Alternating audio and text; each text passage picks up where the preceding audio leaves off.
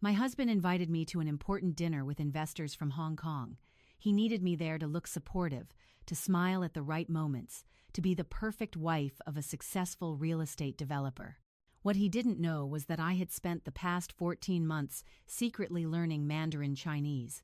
And when I heard what he told those investors about me, about us, about everything he had been hiding, my entire world shattered. But it also set me free. Let me start from the beginning. My name is Eleanor, though most people call me Ellie. For 15 years, I believed I had built a good life with my husband Richard in Vancouver.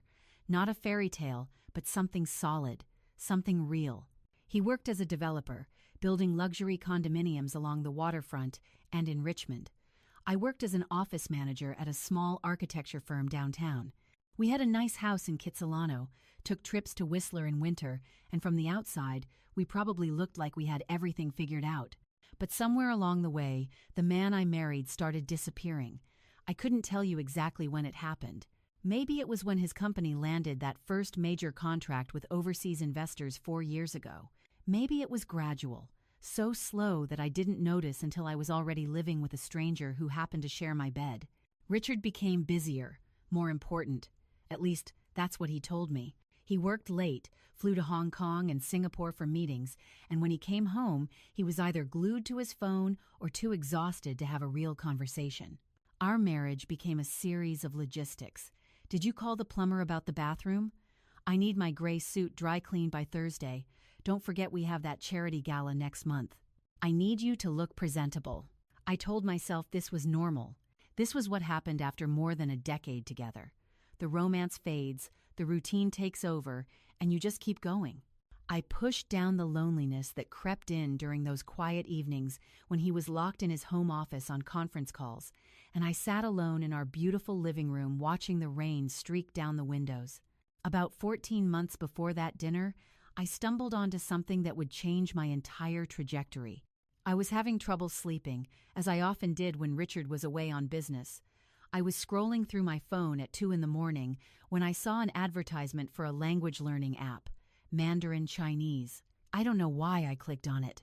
Maybe it was the memory of my grandmother, who had taught English to Chinese immigrants at a community center in Toronto for 30 years. She always said that learning a language was like gaining a new soul, a new way of seeing the world. I downloaded the app just out of curiosity, just to see what it was like. Within a month, I was hooked. There was something about the challenge of it, the complexity of the tones, the beauty of the characters. Every evening, while Richard worked late or watched his business news, I would sit in the kitchen with my earbuds in, working through lessons. I subscribed to podcasts for learners, started watching Chinese dramas with subtitles, then eventually without. I found an online tutor through an app, a patient retired teacher in Beijing named Mrs. Liu, who became something like a friend across the ocean. I didn't tell Richard about any of this. Not because I was deliberately hiding it, at least not at first, but I had learned over the years not to share things he would dismiss. 3 years earlier, I had mentioned wanting to take a pottery class at the community center. He had laughed, not cruelly, but in that way that made me feel small and foolish. "Ellie, you're 40 years old. What are you going to do, open an Etsy shop? Besides, when would you even have time with everything going on at home?" After that, I learned to keep my interests to myself. It was easier than defending them. So Mandarin became my secret world. And I was good at it, really good. I practiced every day, sometimes for 2 or 3 hours. I read children's books in Chinese, then gradually moved to news articles, then short stories. I video chatted with my tutor twice a week, joined online language exchange groups, and connected with other learners from around the world. By the time a year had passed, I could understand conversational Mandarin quite well. Not perfectly, but enough to follow dramas without subtitles, enough to read menus at the Chinese restaurants on Victoria Drive, enough to understand most of what people said around me when they assumed I couldn't. It felt like reclaiming a part of myself I had let go dormant. Every new word I learned, every character I mastered, felt like proof that I was still capable of growth, still someone beyond Richard's wife. Then one evening in late November, Richard came home earlier than usual. He actually seemed energized, excited in a way I hadn't seen in months. "Ellie, good news," he said, dropping his briefcase by the door. "We're close to finalizing a major investment deal with a group from Hong Kong. The principal investor, Mr. Wong, is flying in next week with his wife and some associates. I'm taking them to dinner at Dynasty Seafood, and I need you to be there." I looked up from the soup I was stirring. "A business dinner?" "Yes. Mr. Wong specifically asked if I was married. Chinese business culture, you know. They like to see that you're stable, family-oriented. It looks good." He opened the refrigerator and grabbed a beer. "You'll just need to dress nicely, smile, be charming, the usual." Something about the way he said the usual rankled me, but I pushed it aside. "Sure. What day?" "Next Friday, 7 o'clock. Wear something elegant but conservative. That burgundy dress, maybe. And Ellie," he turned to look at me directly for the first time that evening, "Mr. Wong and his people prefer to speak Mandarin among themselves. I've been working on my Chinese, picked up quite a bit over the years with the Hong Kong office, so I'll be doing most of the talking in their language. You'll probably be bored, but just smile through it, okay?" My heart skipped. "You speak Mandarin?" "Passably. Been taking lessons through the company for the past couple of years. It's one of the reasons they're considering me for the partnership track. Not many developers here can actually negotiate in Chinese." He said this with such pride, such satisfaction in his own accomplishment. And he didn't ask if I spoke any Mandarin.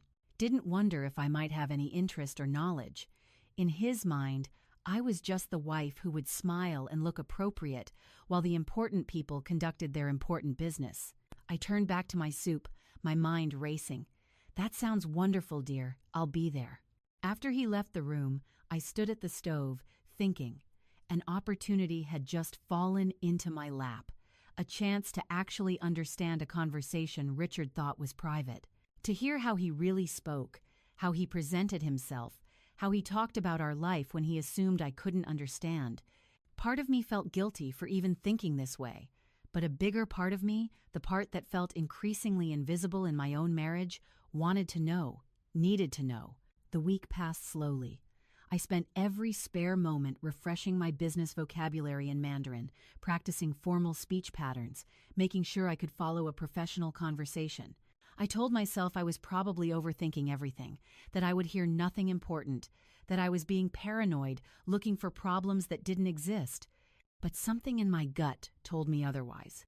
Friday arrived. I wore the burgundy dress as requested, paired it with modest heels and pearl earrings Richard had given me for our 10th anniversary. I looked at myself in the mirror and saw exactly what he wanted, a presentable wife who would complement his image without overshadowing it. The restaurant was in Richmond, an upscale dim sum palace popular with wealthy Chinese-Canadian families and visiting business people. Richard had reserved a private room, the kind with a large round table and a door that closed for confidential discussions. We arrived 15 minutes early. Richard checked his appearance in his phone's camera, adjusted his already perfect tie. "Remember," he said as we walked toward the entrance, "just be pleasant. Don't try to join the business discussion. If Mrs. Wong talks to you, keep your responses short. We need Mr. Wong focused on the deal, not distracted by small talk." I nodded, swallowing my irritation. Mr. Wong was already seated when we arrived, along with his wife and 2 younger associates. He stood to greet us, a distinguished man in his 60s with silver-streaked hair and an expensive watch that caught the light. His wife, Mrs. Wong, was elegant in a way that suggested old money, quiet confidence, and sharp intelligence behind her gracious smile. Richard greeted them in Mandarin, somewhat formal but passable. I smiled, nodded, and took my seat beside Mrs. Wong, playing my assigned role. The conversation began in English, the usual pleasantries. Mr. Wong complimented the restaurant choice, mentioned his hotel, asked about the Vancouver real estate market. His English was actually quite good, better than Richard had suggested, just accented. Then, as the first dishes arrived, they naturally transitioned into Mandarin. Richard's Chinese was decent, I had to admit. He spoke confidently, if not always elegantly, discussing property values, development timelines, and investment structures. I sat quietly, sipping my tea, occasionally smiling when anyone glanced my way, playing my part. Then Mr. Wang turned slightly toward me and asked in Mandarin a polite inquiry about what I did for work. Richard answered for me before I could even pretend not to understand. In Mandarin, he said, "Oh, Eleanor just does office work at a small firm, nothing significant. Really more of a way to keep herself busy while I'm working. She manages the house mostly." I kept my face neutral, but inside, something twisted. Just office work, nothing significant. I had worked at that firm for 12 years, had reorganized their entire filing system, managed complex schedules for 3 architects, handled difficult clients with patience and professionalism. But to him, I was just keeping myself busy. Mrs. Wang nodded politely and caught my eye for just a moment. I thought I saw something flicker there, a kind of recognition, but it passed so quickly I couldn't be sure. The dinner continued. Multiple courses arrived, beautifully presented. I ate slowly, stayed quiet, and listened. Really listened. Richard was different in Mandarin, more boastful, more aggressive. He exaggerated the scale of his developments, took credit for projects that had been team efforts, painted himself as more central to Vancouver's real estate scene than he actually was. The Richard speaking Mandarin was a polished, inflated version of the man I thought I knew. Then the conversation shifted. One of the younger associates mentioned something about work-life balance, about the challenges of maintaining family relationships while pursuing business success. Richard laughed, a sound that made my stomach clench. "To be honest," Richard said in Mandarin, and I could hear the casual dismissiveness in his voice, "my wife doesn't really understand the business world. She's content with her simple life. I handle all the important decisions in our family, the finances, the investments, the career planning. She's there for appearances, really. Keeps the house running, looks presentable at events like this. It works well because I don't have to worry about a wife who has her own ambitions or demands too much attention." I gripped my teacup so tightly I thought the porcelain might crack. Mrs. Wang made a soft sound, something between acknowledgement and discomfort. I watched her face and saw her exchange a brief glance with her husband. Mr. Wang's expression remained neutral, but his next questions became more formal, more distant. The conversation shifted to long-term investment strategies. Richard, perhaps emboldened by the good food and the expensive wine he had been drinking, began to speak more freely. "The partnership is practically mine," he continued in Mandarin, "and once that's secured, I'm looking at expanding into the Toronto market. I've been making arrangements, you understand, restructuring some assets, moving some funds to more flexible locations." "Flexible locations?" Mr. Wang asked, his tone carefully neutral. "Hong Kong, Singapore, the usual places, smart financial planning. If I need to make big moves quickly, I can't be tied down by joint accounts and needing my wife to sign off on everything. She doesn't have a head for finance anyway. What she doesn't know won't worry her." My blood ran cold. Moving funds, offshore accounts, what she doesn't know. I sat there with a pleasant smile frozen on my face while my husband casually revealed that he was hiding money, restructuring our finances without my knowledge, preparing for a future where I wouldn't have access to assets I had helped build over 15 years. But he wasn't done. Mr. Wang asked a follow-up question about stress management, about how Richard handled the pressure of his work. Richard's laugh was ugly, knowing. "I have my ways of managing stress," he said in Mandarin, his voice dropping slightly. "There's someone at my office, Vanessa. She handles investor relations. We've been seeing each other for about 8 months now. My wife has no idea. Honestly, it's been good for me. Vanessa understands my world, my ambitions. She's going places too. We talk strategy, make plans. It's refreshing after coming home to someone who can't discuss anything more complex than what's for dinner." I sat perfectly still. My face felt like a mask. Inside, I was shattering into 1,000 pieces. But years of learning to be small and quiet and pleasant kept me in my chair, kept the smile on my face, kept my hands from trembling. An affair, offshore accounts, dismissing me as too simple to understand his world, calling my work insignificant, reducing me to a decorative object who kept house and looked presentable. 15 years of marriage, and this was how he saw me. This was what he said when he thought I couldn't understand. Mrs. Wong shifted in her seat. I could feel her discomfort. Mr. Wong's responses became clipped, formal. The atmosphere in the private room had changed, though Richard seemed oblivious, still riding the high of his own self-importance. The dinner ended. We said our goodbyes in the restaurant's elegant lobby. Mr. Wong bowed slightly, shook Richard's hand with professional courtesy but no warmth. Mrs. Wong turned to me, took my hand in both of hers. "It was a pleasure meeting you, Mrs. Eleanor," she said in careful English. Then, so quietly, I almost missed it, she added in Mandarin, "Be strong." My heart stopped. She knew. Somehow, she knew. I managed a small nod, a grateful squeeze of her hand, before Richard steered me toward the exit. The drive home was quiet. Richard seemed pleased with himself, humming along to the radio. "That went well," he said. I think Mr. Wong was impressed. "This deal could change everything for us, Ellie." "That's wonderful, dear," I said, my voice hollow in my own ears. At home, Richard kissed my cheek absently, told me he had emails to catch up on, and disappeared into his office. I walked upstairs to our bedroom, closed the door, and stood in the darkness. Then I pulled out my phone and did something I never thought I would do. I called Diane. Diane had been my closest friend in university. We had studied together, laughed together, supported each other through breakups and exam stress and the uncertainty of early adulthood. She had gone on to law school, specialized in family law, built a successful practice in downtown Vancouver. We had drifted apart over the years. Richard had never liked her much, found her too opinionated, but we still exchanged Christmas cards and occasional messages on Facebook. She answered on the third ring, her voice alert despite the late hour. "Ellie, is everything okay?" "Diane." My voice cracked on her name. "I need a lawyer." We talked for almost 2 hours. I told her everything: the dinner, the conversation in Mandarin, the offshore accounts, the affair with Vanessa, the years of feeling diminished and invisible. She listened without interrupting, her sharp legal mind clearly processing every detail. "First," she said when I finished, "I need you to breathe. Can you do that?" I breathed.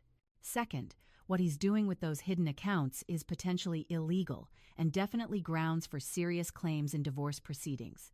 If he's concealing marital assets, we can use that. But I need you to gather documentation."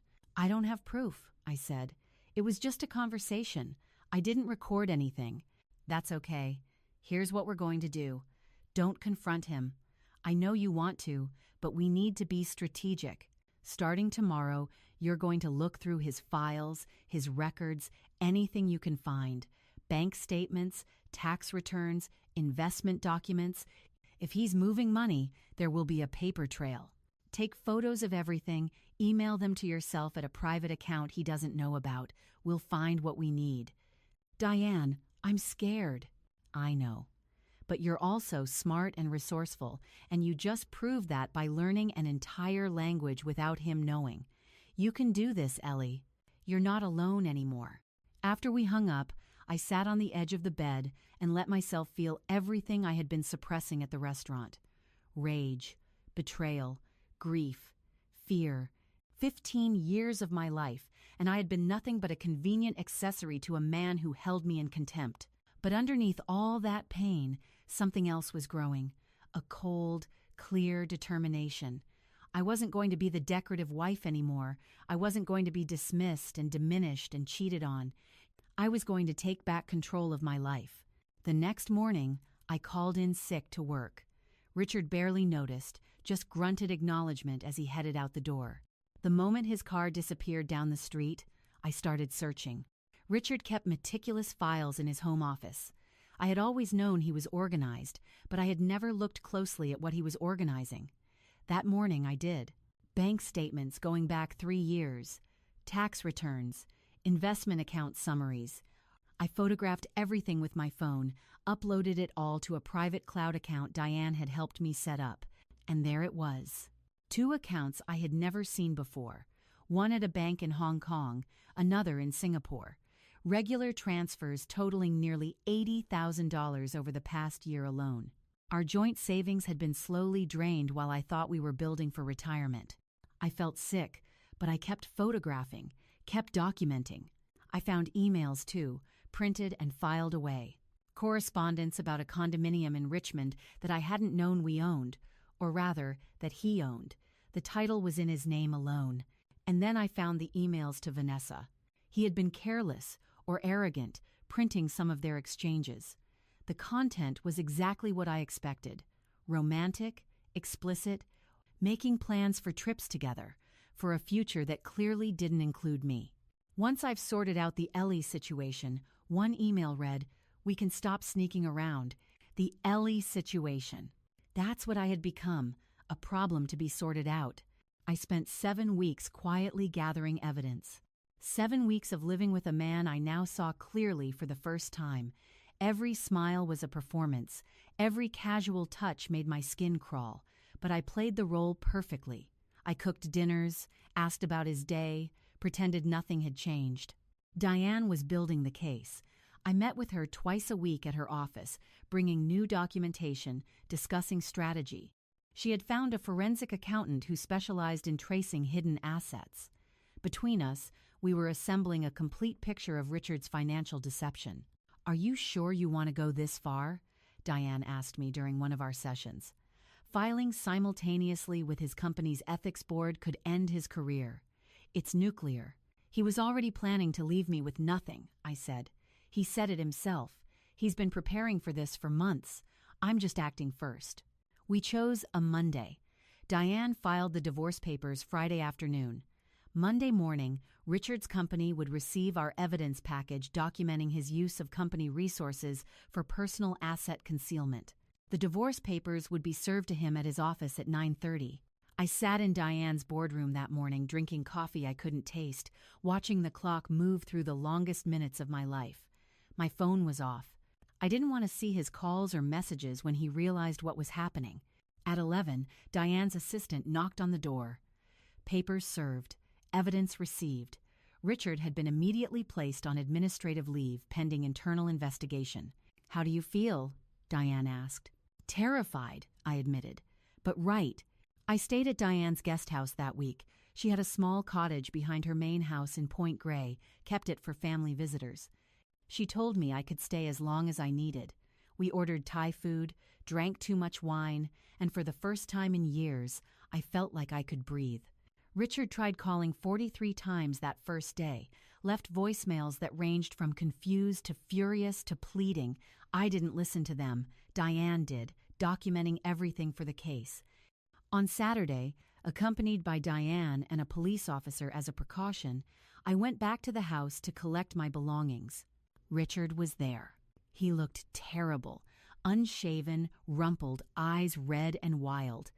"Ellie, please," he started when he saw me. "Just let me explain." I held up my hand. "Explain what? That you've been sleeping with Vanessa for 8 months? That you've hidden $80,000 in offshore accounts? That you called me too simple to understand your world?" I took a breath.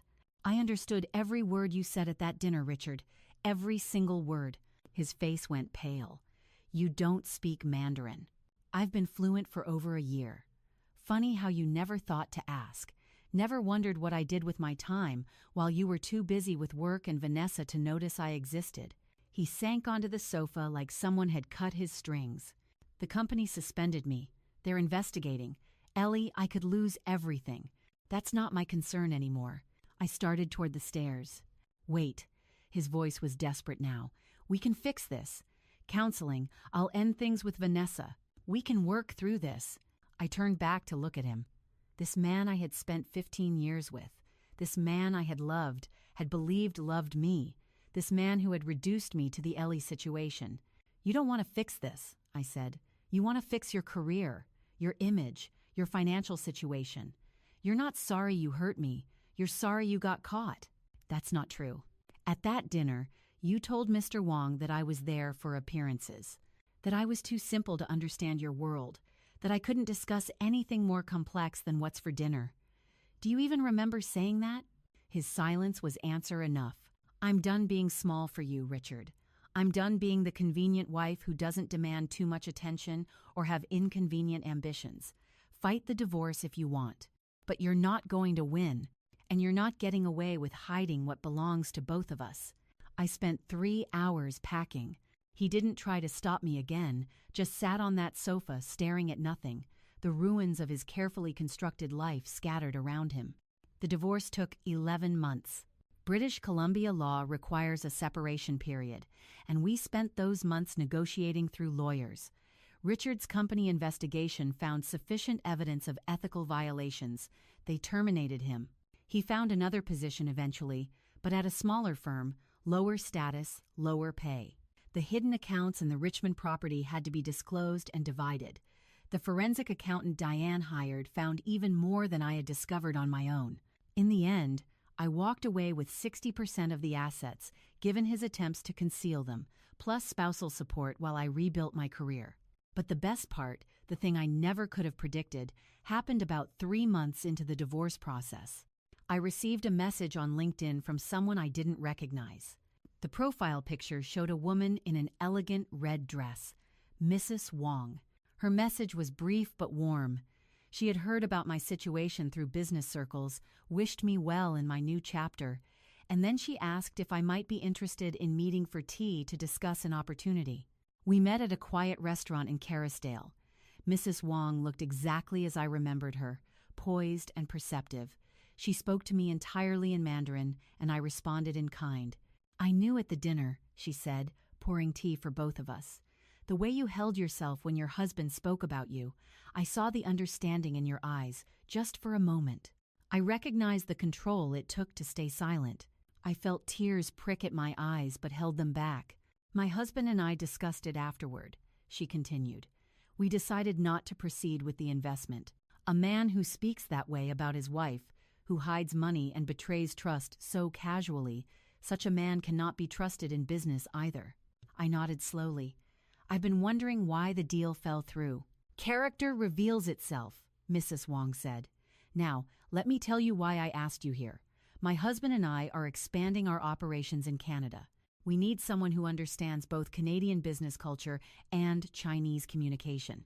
Someone with intelligence, discretion, and resilience." She smiled. "Someone who can learn an entire language in secret and maintain composure under impossible circumstances." She slid a folder across the table. Inside was a job offer. Director of Canadian Operations for the Wong family's investment firm. Salary nearly 3 times what I had been making at the architecture office. "You saw me," I said quietly. "At that dinner.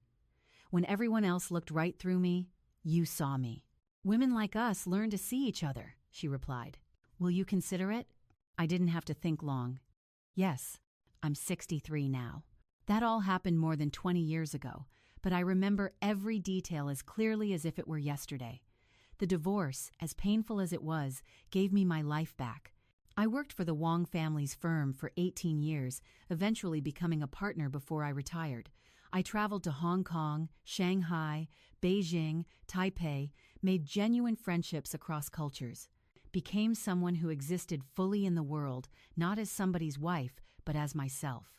I never remarried.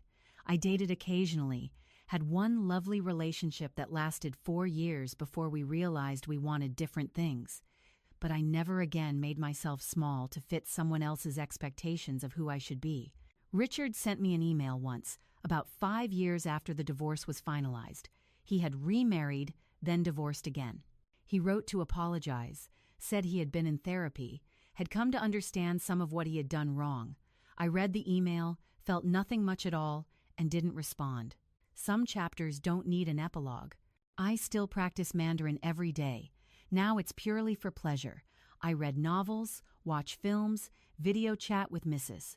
Liu, my original tutor, who has become one of my dearest friends despite the ocean between us. The language that started as a secret escape became the thing that saved me. That showed me I was capable of more than I had been allowing myself to believe. That dinner at Dynasty Seafood was the worst night of my life, and the best.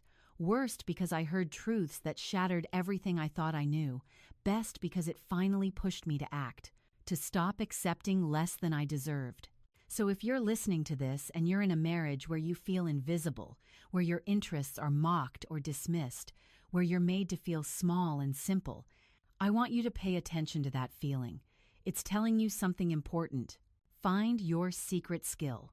Whether it's a language, a craft, a field of study, find something that is yours alone. Something that proves to yourself that you're still growing, still capable, still someone beyond the role others have assigned you. Document everything. If something feels wrong, trust that instinct. Keep records, take photos, know your finances. Don't let anyone else control what you don't understand. Find your Diane. Everyone needs someone who will believe them, fight for them, remind them of their worth when they've forgotten it themselves. Find that person and let them in. And when you're ready, when you've built your case and steadied your heart, take back your life. It won't be easy. There will be days when you question everything, when the fear feels bigger than the determination. There will be nights when you cry for the life you thought you had, for the person you thought you knew. But on the other side of that pain is something extraordinary, a life where your voice matters, where your work has meaning, where you're not decorative but essential, where you wake up in the morning and the face in the mirror is someone you're proud to be. They say that learning a new language gives you a new soul. I believe that's true, but I also believe that sometimes you don't need a new soul. You just need to find the one you buried so long ago you forgot it was there. That dinner, those cruel words spoken in a language my husband thought I couldn't understand, they didn't break me, they woke me up. And I've been awake ever since.